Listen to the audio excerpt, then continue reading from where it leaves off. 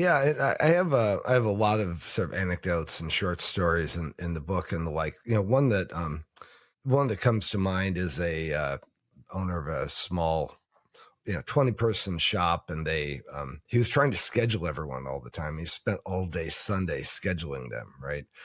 Who's going to work on what this week, and everybody hated the schedules. All the team members hated the schedules because they just weren't right and all that kind of thing. And I was on plane and he's sitting next to me, and he saw my computer and that I had, logo that said Agile. He said, "Hey, can Agile help?" And I was like, "Well, okay, fine. We'll call it that."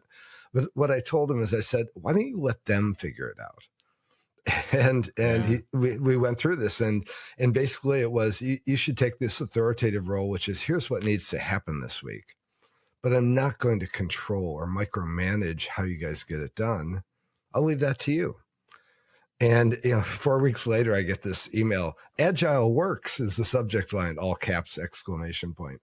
And what he had done, he reclaimed his Sunday by actually not doing as much work, right? By actually maybe assuming people can figure stuff out on their own. And I think that that's the tendency, is that when one views oneself as a manager, the word, by the way, comes from manage, was used before the industrial era to mean tending a flock of animals, right? And so Yeah. there's the superior thing to it. And I think if you diminish the superior thing, all of a sudden you start saying, well, it doesn't have to be me figuring this out. And in fact, teams mostly like figuring it out on their own.